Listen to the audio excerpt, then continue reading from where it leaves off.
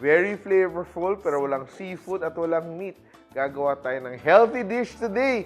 Vegetarian dumplings with a bit of spice. Let's start cooking. For our protein, gagamit tayo ng tofu, no? Tokwa. Pero I'm also going to chop up some repolyo. Yan. Yan. This will add texture. Kasi pag kumakain tayo, hindi lang naman yung flavor yung hinahanap natin, but also the texture. So ito siya. Repolyo will add that bit of bite, and our tofu will add the protein element for this dish. Ang repolyo kasi is very watery, no? So yung gagawin natin dito, parang ampalaya lang, aasinan natin. Add it to our bowl. Sprinkle a bit of salt. Yan. Massage natin ng konti, no? And in a few minutes, pipiga natin siya para mawala yung excess niya na juices, no? Ang kanyang moisture. Tofu natin. Mash, mash, mash, mash, mash.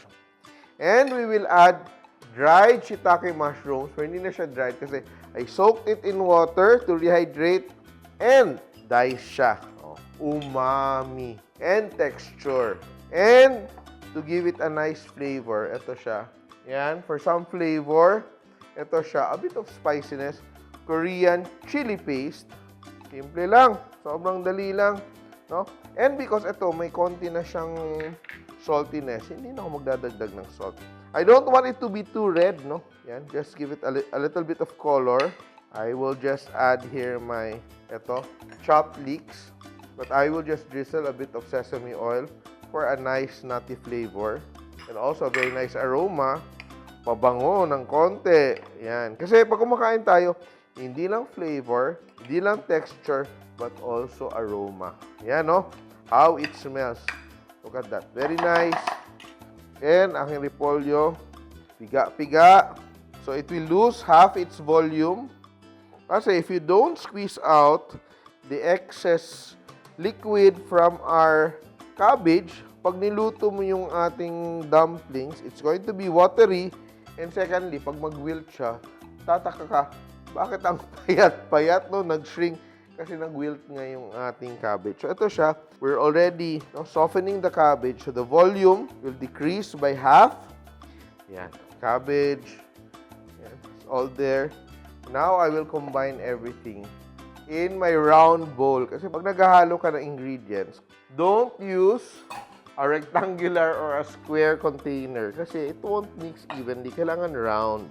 And all I have to do now is mix, di ba? Pag round yung bowl mo, mixing bowl mo, ang bilis-bilis lang. Very nice. Oh, look at that, no? So that is our filling.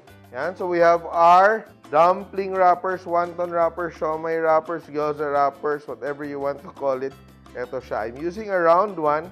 Your hand, you can wet the edges, no? Pag nag-dry siya. Get a teaspoonful, not too much, no? Yan. Ayaw natin mag-explode yung ating dumplings.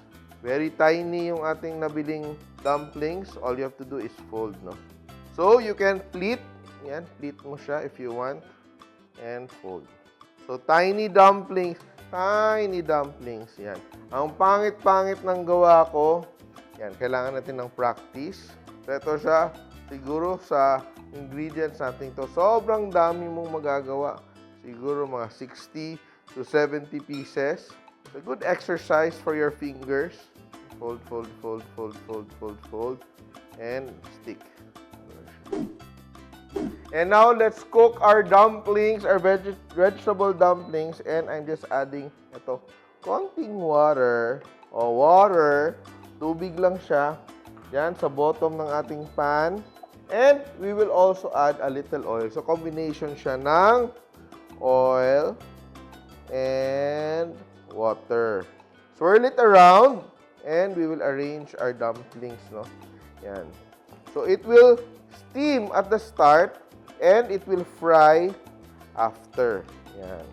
So, first, we will cover our pan and let it steam. Yan, trap. Oh, hindi match aking takip, pero okay lang yan. And our dumplings are steamed on top. And now, we will just remove the cover and let it sear, no, sa ilalim. Yan, no. Oh, wow, ang bango, no? So yan, luto na siya, di ba? Kasi it's just vegetables and our tokwa. And we're making our dipping sauce, vinegar and water. No?